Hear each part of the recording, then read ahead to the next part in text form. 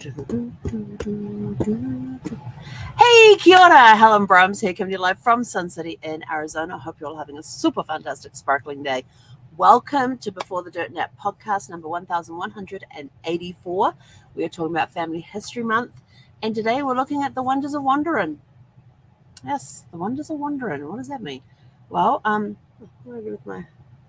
I just realized you have to put up with the goop on the eye. Hang on. Worry about it later. The wonders of wandering. Did your ancestors wander? Where did they start? How far back have you gone on your ancestry? Did they come from another country? Were they frequent travelers? Did they, travel around on ships and things?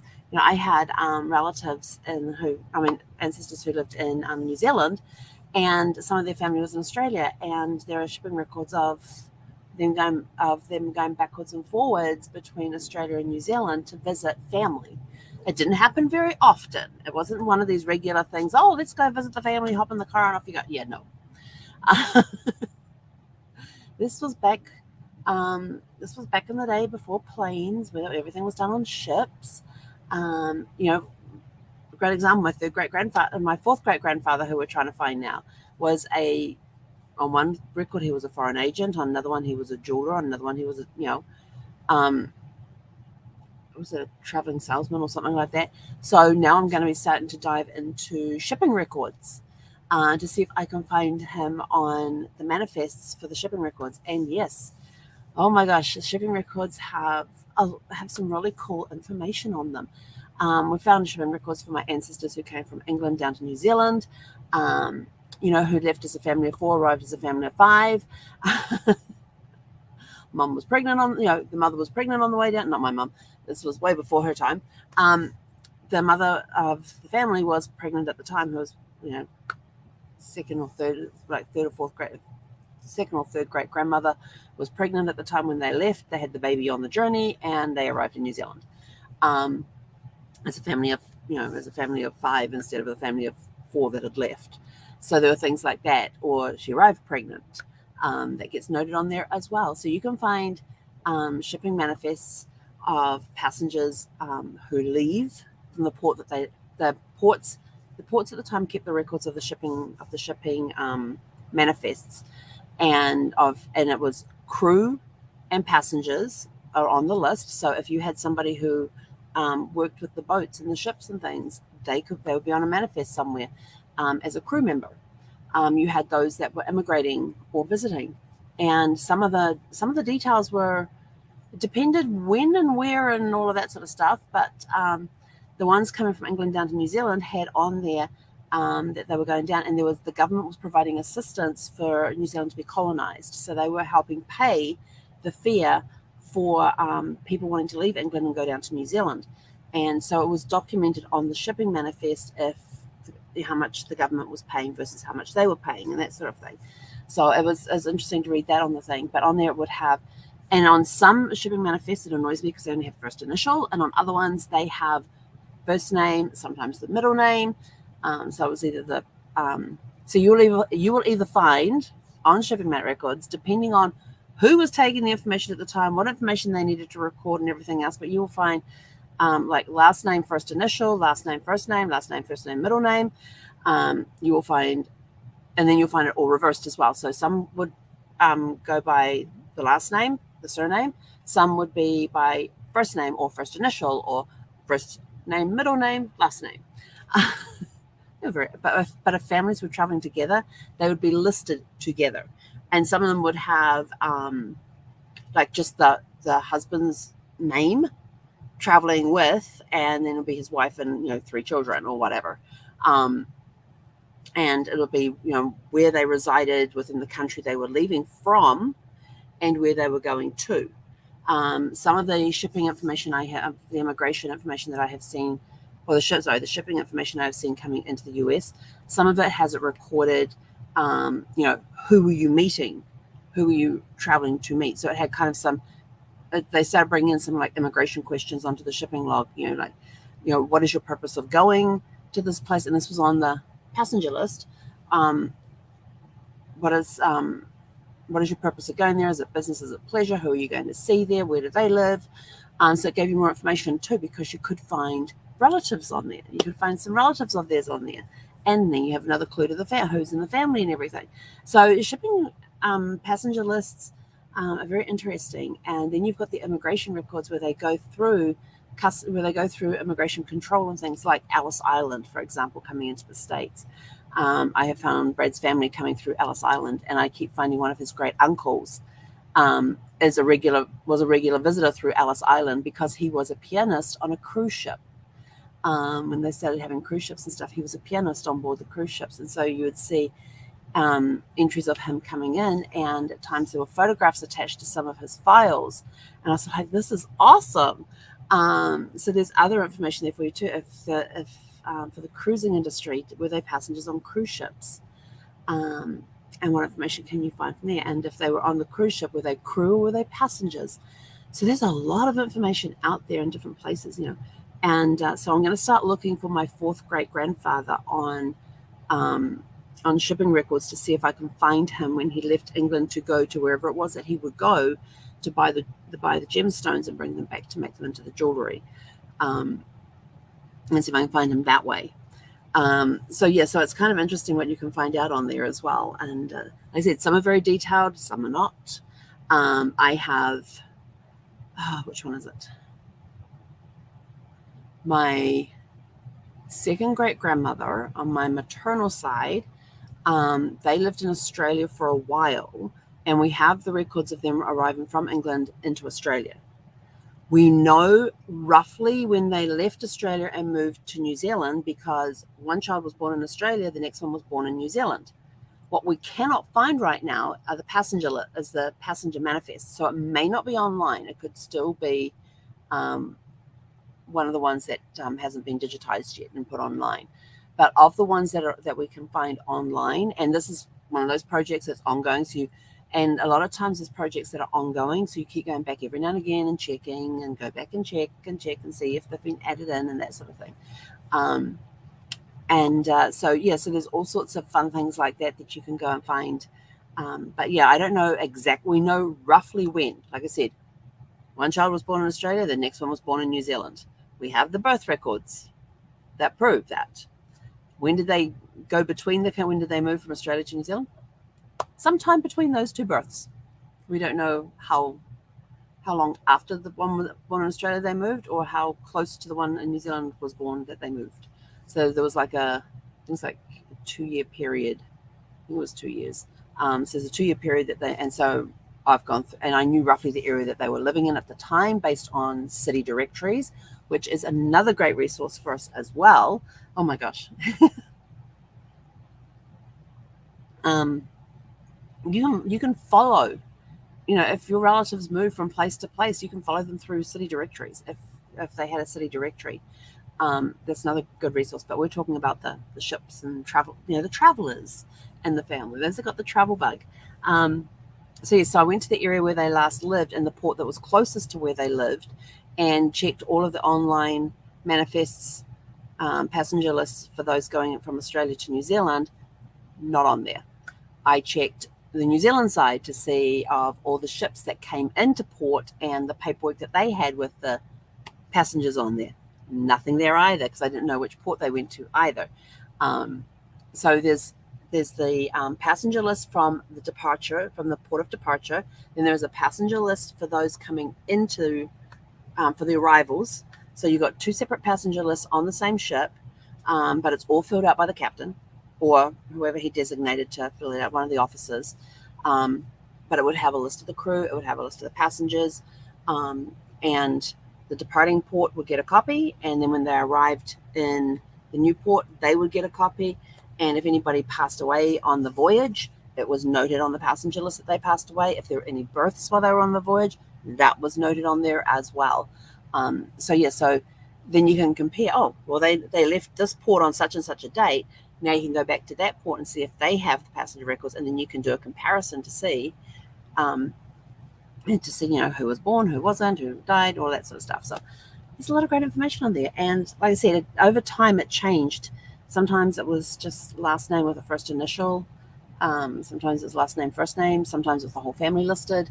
In the case of my ancestors going from England to New Zealand, it listed the families together. Like it would have the father, the mother, and the names of their children, their ages, what sex they were, their occupations, where they had lived in England, which then made it, because when you find out where they live in England, you can then go back and have a look, and based on the time, look at the census reports in that area at the time, and now you know that, oh, we got confirmation they were from this particular area, so let's go have a look at the census reports around that time, and that was done close to that time, and see if they're there. If they're not listed on there, was there a city directory that had everybody listed? Or in some cases, voting records. Now, here's the thing on voting. You won't find women on voting records until, if you're in New Zealand, they first appeared on voting records in 1893. 1894, because it was in 1893 that it was passed in New Zealand that women would have the right to vote. And so New Zealand, they vote every 3 years. So I'm not sure if 1893 was a voting year or not, but around that time period, either in 1893 or just after, that you will start seeing the women appearing on the voting registers in New Zealand. And then different countries would start adding the women in based on when they allowed women the right to vote. So yes, so just so you know, you may not find the women on there, but when you do, you'll see them. And then in city directories, that's very interesting, because some city directories will have like the husband and wife both listed, but on separate lines based in alphabetical order by their first name. There'll be the last name, and then there'll be everybody. And the cool part on these ones, I wasn't going to get into this, but I'll do it now anyway. The cool part on the city directories is if you look for, like say Smith, and then it has, all the Smiths listed, just the first names, to going down. Then it has their address next to each person and what their occupation is when they are of age to be on the voting register. Yeah, hang on, we're talking city directories. We'll talk voting register for right now. You can find the families this way. You thought of that? If they've got children over a certain age, most places it's like 18, 19, 20, 21, somewhere around there when they were given the right to vote. If they've still got the kids living at home, suddenly they will start appearing on the voting registers as well. And you will know that because all of a sudden you look at one voting register there, you look at the next voting register that came out, and we have a name that has appeared. And when you do the research, it could be it could be a sibling to the husband, or it could be their child. Pretty cool. Another way of looking up. So there's another way of finding people in the city directories. They could be listed the same way, but most of the time, if it was a husband and a wife, it would have Smith, John, and Mrs. And that would be, and then I have their address and his occupation. Sometimes it would have Smith, John, and Susan. Or in the case if the husband had passed away, it would have Smith, Susan, and in parentheses, it would have widow of and the name of her husband. See, isn't it interesting what you can find in a city directory or on a voting form or on a passenger list? They're really cool. People don't think of them sometimes, and it's sort of like, really? Like Ellis Island has this huge database, has a really cool database that you can go and search people on. Like I said, I found Brad's great uncle on there several times because every time the cruise ship came into New York, they went through Ellis Island, and him being a crew member, he was in there frequently from coming back from cruises where he worked on the crew. So did you have ancestors that were crew members on ships? Where did they travel? What ships were they on? You can find out this information because of the ships that they were on. You can look at them to see who was on the crew list and things like this as well. So it gives you another picture, another aspect, a thing to look at. How do you know if they were a crew member on a ship? Look at the latest census reports, voting registers, things like that. It would have them listed on there, and it may have that they were a sailor or a seaman or a captain or something like that. When you get captain, are they military? Are they on a boat or a ship? Different things, and or a dock worker or something like that. So shipping manifests are awesome tools that you can use. And there was one I was looking at for a client one time, and her family immigrated from one country into the US, and the documentation was amazing. the whole shipping log. It must have been in one of those books that instead of being a register this way, it was a register this way because of the way the columns went, but it went on 2 separate pages. But the whole record went across 2 pages on a landscape book, and they had copies of both pages. And whenever you're looking at records online, always check the images before and the images after. You never know what you will find. And the same when you're looking at when you're actually looking at the actual records. Always look at the pages before, the pages behind, before and the pages following. Also check, if you're looking at certificates, check the back of the certificate. Was anything written on the back? But on this shipping manifest, on this passenger list, it had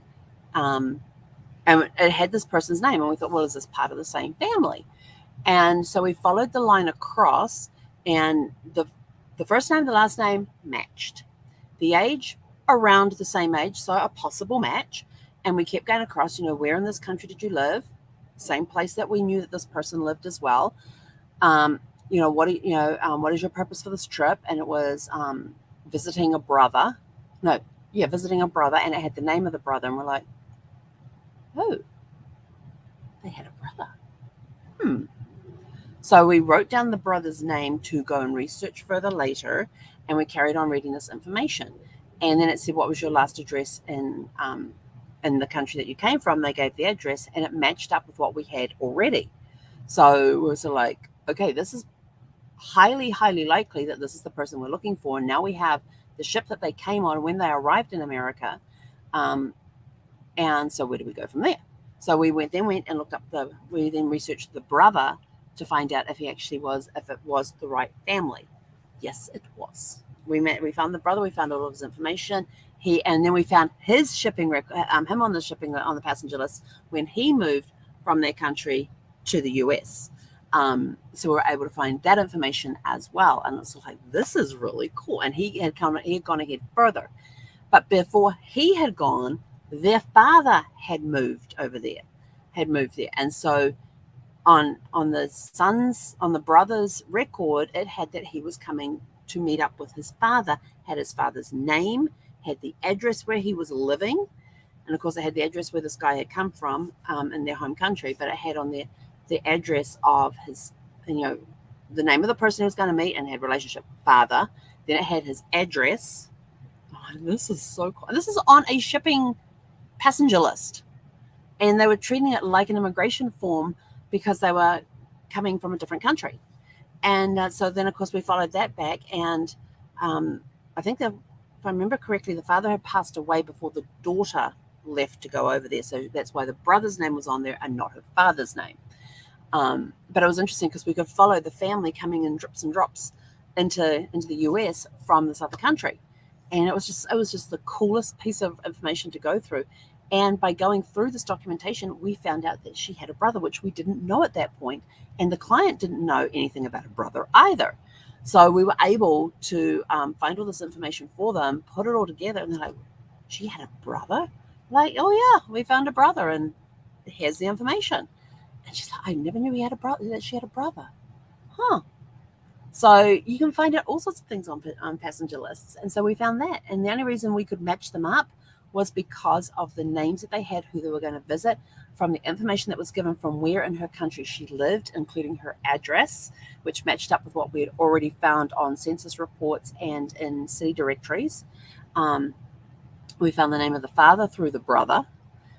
We kind of sort of knew what his name was. We weren't really sure because the clients were saying, oh, I can't remember what his name was. It was something like, and then gave us several options. And so when we found the father, we found out that one of those options was actually correct. And that she had kind of recalled correctly, even though she'd gone, well, it was either this one or it was that one, whatever. So shipping information, when it comes to passengers lists and crew lists, can be very full of information, or they can just have last name, initial, age, sex, occupation, where traveling from, where traveling to, well, that's it. And then it's up to you as a guessing game. It's like, well, is that them or is that not them? Like my second great-grandfather, in the move from Australia to New Zealand, I found somebody with the same last name that he had and the right first initial, but it said that he was unmarried. Oh yeah, it also had marital status too. He was unmarried, and so he was traveling single with his brother. Well, my second great grandfather didn't have, actually no, he did have brothers, but he didn't have any brothers that started with the same initial. So we knew it was somehow, it may be related to my second great grandfather, but it wasn't necessarily him that was on that shipping log. And yes, he did fall in between that 2-year period between when one child was born, but it had him listed there as single. And he was a miner, which is what my second great grandfather was. He was a miner, working in the coal mines and things. And the area that they lived in was a big coal mining area in Australia, and they left from there to go to New Zealand. So we're still a little suspect that maybe that person, but then it's sort of like, well, when did it, if that's him, and for some reason they put him down as a single, when did the wife follow? When did the wife come over? So you got, there's all that sort of information you got to think about and questions and stuff. But shipping lists with the passenger lists, the pair the passenger lists up with immigration information, with naturalization certificates, and see the naturalization certificates, or the intent, the declaration of intent here in the United States. When they filled out the declaration of intent, they put when they legally. Here's the question, and it was actually written on the form. When did you last legally enter the US? I was like, well, isn't that interesting? When you last legally. So they didn't ask about all the illegal times you may have come in. They want to know when you last legally. And on there, they put the date that they arrived in the US and how they came into the US.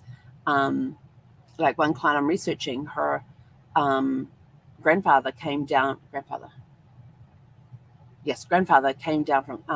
Canada by rail. So he came on a train from Canada on a particular date, and we were able to go back, and so we knew when he came into the country. And so we knew when to stop looking at the census reports in Canada, because we knew this was him, because there was a picture of him there. It had everything on the form was correct. He was a widow. He had the names of his children listed. So it was pretty cool. But we were able to go back to the immigration records and find the card that he had to fill out when he crossed from Canada into the US. So yeah, there's these little index cards that people would fill out coming across the border into the US, either whether they're coming from Mexico or from Canada, coming in on a ship. They filled out these little immigration cards, like index cards that they filled out. Some of them were typewritten, and some of them were handwritten, and we're not sure if the handwriting was from the person, from the immigration officer, or the person who was coming into the country. I'm not sure on that one. But yeah, so you can actually find postcards, postcard index card sized cards that they used for people coming in, and there are 2 sides to those cards, just so you know. So now you can match up passenger lists with immigration records, with these little cards that they filled out when they came into the country, or based on the country that they went into. You can look at the immigration records. You can look at now that you know when they left, you can go see if the passenger lists for those are online, or if they're still, they haven't been digitized yet. And most of the places that have the shipping records are like archives, or it may be port records, may have an archival place, but most of the time it's like an archives in the area, like state archives, town archives, maybe even country archives. All my passenger lists were at the National Archives of New Zealand, so New Zealand National Archives. So that was pretty cool to go be able to see that and see them all. But we never did, yeah. On the ones that we did find. Yes, I have copies of them, and you can get copies of them. We got copies of them. So it made pretty cool records and things like that too. So shipping records, immigration records, even look at places like Ellis Island. If they had a place like Ellis Island where everybody came through, that was the one place on the eastern seaboard where everybody came in, or was documented, or the most well-known, where most people coming from like Europe came into. Check those records. Later on, when planes started flying, then you've got the airline records with their passenger lists too, but I haven't had to go into those yet. Mine's all been shipping or coming across the border on a train from Canada. The ones that I've researched so far. I haven't done any flight ones. No, because those were ships. Even though there were planes at the time, those were ships. Yeah. Oh, and one we found was a wife coming to meet her husband. So we found out that her husband had gone on ahead, and she was coming to meet her husband. So she had her husband's name there. And we're like, oh my God, we found her. We found her and we found him. And this is one that we're like 95% sure this one is the mother of a client's father. So very interesting circumstances around that one as to why we don't know who the mother's name is, but or struggling to find the mother's name. And if we could find the father's birth record, that would open the whole. That's the one key that we're missing so far, is we cannot find his birth record. It may not have been registered at the time of birth. It could be a later one, but we know at some point there was a birth record issue because he had to have a passport to leave his country to go to where he went to. So we're sort of like, where can we find that? So we're still looking and everything else. And I go back every now and again and check again and see what's there and that sort of stuff too. So even if they were traveling, like if they were on a cruise ship or something, there'd be passenger records as well. Like there were the ones where they used for immigration for coming into the country. And so there's plenty of places that you can go and look and find the information for your traveling, your wanderers, whether they were leaving one country and arriving to another country, or they were going on a cruise, or they were just going from one country to another to visit. Like, there's some that where the records of them going from England to Canada or England to US for visits, and then we see them going back on a return trip. There's cruise ship passenger lists, for those sort of things. Oh, and I almost forgot the best one. Check the newspapers. You go, newspapers? Yes, because in newspapers, in their society, community service pages, or whatever you want to call them, they would have that Mr. and Mrs. John Smith just arrived back from a 4-week vacation with their daughter in blah. Yeah. I kid you not. They, up until probably the 60s, maybe into the 70s, and I'm talking 1960s to 1970s, maybe up until that point then, they would turn around and say, they would either turn around in the city that the people visited. So if you're like looking for, so it could have been like the daughter and son-in-law were living in, I don't know, Austin, Texas. And in the local Austin paper, it may said, oh, Mr. and Mrs.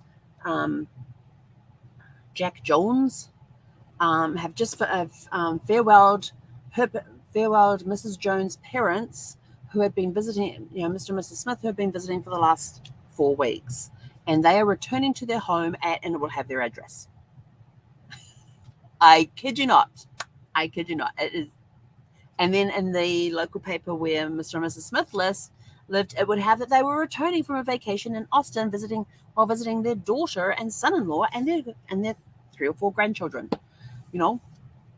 Things like this, and that they've been there for the last 4 weeks and staying with this couple, and it may even have their address in Austin as to who they were visiting. So you could follow people around through the newspapers as well. So not only do you have shipping, do you have passenger lists for ships, you also have the nosy newspapers. Back in the day, they did. Somebody arrived by a train into, somebody from back east arrived by train in, I don't know, Los Angeles for a visit, and then they turned around and head, for about, and they didn't stay for a week or two. No, you're talking, they would stay for several weeks and then turn around and head back home again because it was such a distance to come that they made most of the time they were there. You didn't show up for like a week and left. No, you showed up for like about 4 weeks and left. That was the earliest ones I found, especially in the earlier days of traveling by train. When people came out, they stayed for a month or 2 before heading back. And if they, for example, if the daughter had moved out west with her husband and they were expecting the first grandchild or something, her parents may get on a train, travel all the way out there, like about a month before she was due, and stay like a month or 2 after the birth of the baby, and then head back. And in some cases, some of them turned around and said, we're buying land. And they would stay. There were cases like that. They're in the newspaper. Just moved from blah, blah, blah, blah. They've been here for the last 3 months. And you go back and find out that in the newspapers, you go back and find out that they had just arrived for a visit and now they're staying. So you can find out that information too. Where then there's some family members, it's just been like, especially if they're like only children, or the children up from the east and moved west. And the parents may follow and they go, oh, we're coming out for a visit, and they end up buying property out there and putting down roots and having somebody back east pack up everything and ship it all out to them. So you have stories like that, and they will be in the newspaper. Yes, so the newspapers, along with your shipping lists, will tell you of travels that your ancestors took, whether it was moving from one country to another, or whether it was working on a ship, or whether it was just a visit. It will be in the newspapers. It will be in the passenger lists. Passenger lists for everything. If they had a passenger list, I don't think they did passenger lists for trains. I haven't found any of those yet. I don't think they did passenger lists for trains back then. I may have to go and find out, because I haven't had to research any train passenger lists. No, I'm not sure when they started recording those. I'm gonna have to go. That's something I don't know, so I'm gonna have to go find out. So anyway, have fun looking for the wonders of wandering, and for those wonderful wanderers, and see where you end up and where people move to and from and everything else. And of course, the other ways you can find people moving as well is in the newspaper articles when they welcome new people into town. And if they were people who settled the town, or settled the who were pioneers that settled the town or the county, look at the county records look at the county records or the town records and things, because they would be listed in there as to when they arrived. And you may even find journals or newspaper articles about their trek from wherever they left to wherever they arrived as well. So there's those sorts of things that you can look at too, especially here in the States when they were colonized, when they were settling in the States and founding counties and towns and things like that in different areas, with the different ways where they were giving away land or purchasing land and that sort of thing as well. So there's a lot of documentation around that, so you can find out where people moved from and moved to. And like one client, their great-grandfather actually wrote a 3-part newspaper article about his life as a child, with a particular historical figure prominent in his life, and how him and his father and this historical figure actually became pioneers and settled a particular county in a particular state, and about doing that. And when you go back through the archives for that particular county, they're everywhere in there. And so it's kind of fun to read that, and it was a really nice surprise for the client, because she knew nothing about any of that. So I remember sitting, in fact, I still got to do that too. I remember sitting there, and we're on a Zoom, and I'm revealing all of this information to her and showing her on the timelines and on the ancestry tree and all this sort of stuff. And then we got to the end of it, and I was like, oh crap.